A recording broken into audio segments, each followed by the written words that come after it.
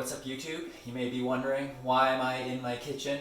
It's because I'm here to show you my beautiful, my wonderful, state-of-the-art fridge. It's a Whirlpool, pretty fancy. Now the real reason I'm here is to show you guys the bike I've been riding all this summer. I'm going to be putting to bed the myth that you can't simultaneously own a pretty nice bike and both your kidneys in these COVID times. I know the bike market is pretty ridiculous, things are getting very expensive, but I managed to build this up mainly from secondhand parts at a pretty reasonable price. I did a lot of sniping on Facebook Marketplace and also Kijiji in order to get all the parts I needed for this, and it took a long time. It took a year for me to accumulate all the parts, and I was being very picky because I knew exactly what I wanted and how I wanted this build to be. So without further ado, let's go and check out what components I have on this. So let's kick things off with the frame. So this is the VeloBuild VBR068. I know, a very sexy name.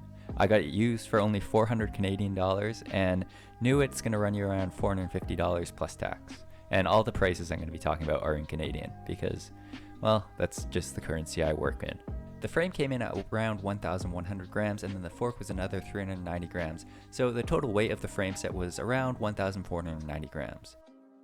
Now, the eagle-eyed amongst you may have noticed that this frame does look a bit like the 2018 S-Works Venge. So let's see how it compares. The Venge comes in at a feathery 1,340 grams, according to the website, meaning it's 1,500 grams lighter than my Fredworks. It's also $6,000 more expensive, coming in at $6,600. But that's not necessarily a bad thing, because if you were carrying that $6,000 around in $100 bills, that would be another 55 grams in your wallet right there. So the total savings is really 205 grams.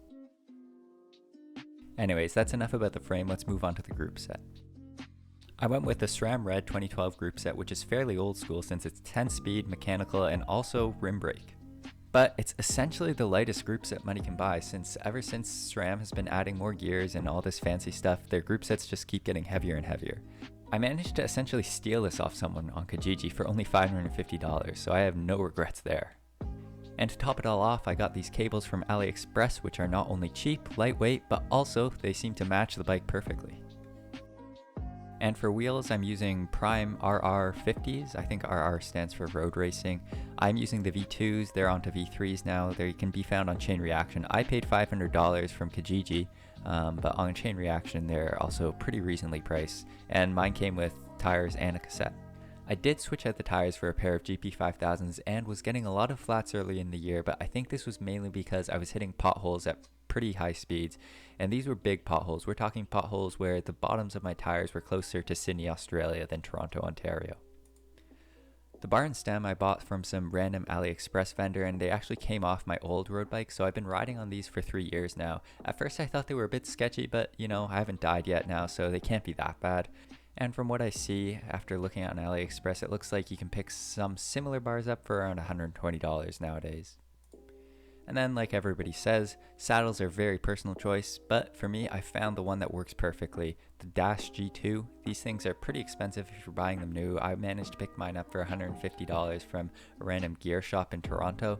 In fact, I liked it so much that I found another being sold on Facebook Marketplace just a couple months ago and picked that up as a spare. And then in addition to it being really comfortable, it only weighs 155 grams, so very lightweight for a saddle. And last but not least, the Cannondale Hologram SL crank, probably my favorite part of the build. I think it looks great. I managed to pick it up in a parts dump that someone was doing, and essentially got it for free. It weighs in at 530 grams, making it 100 grams lighter than Dura-Ace cranks, so that's a 15% savings right there. So you guys may be wondering where I got the name Fredworks. People who are a bit elitist call people who are new to the sport Freds, so it's kind of synonymous with the term noob or rookie. And I thought I would embrace the term Fred and call this the Fredworks bike. And there you have it, the whole build. So it ended up costing around $1,600 for all the major components, and then maybe another $200 for the minor stuff like cable innards, the bearings and bar tape, you know, the random kind of stuff you buy when you're building up a bike. So I got really lucky on a lot of these secondhand deals, and I spent a lot of time just waiting for good deals to come up and really getting on those good deals quick. So it probably is a bit cheaper than most people could expect, maybe even in a secondhand market. And then for how much it weighs, the whole bike weighs 7.1 kilos in the current configuration, and there's no pedals on here, so maybe another 200 to 300 grams for pedals, so 7.3 to 7.4 kilos in total, so not bad at all. I could probably get it down to the 6.8 UCI weight limit if I put on some lighter wheels maybe and did some other minor optimizations.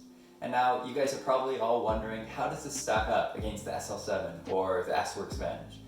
Well, I haven't ridden any of those bikes, so it's hard to tell, but I don't think this is going to be as quick as either of those. Maybe I lose something like 5 to 10%, but I can't complain too much because I'm just riding around for fun, and if anything, I get a better workout. And I've had no troubles with this bike on fast group rides and also really long rides. It's been really comfortable. I've done 300 kilometers in one day on this, and I attribute it to the saddle as well and the handlebars, which are a major part of the comfort, but I felt no discomfort on this bike even on the longest days. So I talked about a lot of products here. I'll leave links in the description to anything I bought. I know I bought them secondhand, but I'll leave links to the places where you can buy these products new because, I don't know, maybe you guys are interested. I don't get paid, but who cares? Anyways, if you guys like this video or have any questions about my Fredworks and you want to build a Fredworks yourself, just feel free to drop some comments, ask me some questions. And if you did like this video, don't forget to hammer on that subscribe button like I know you hammer on the social group rides.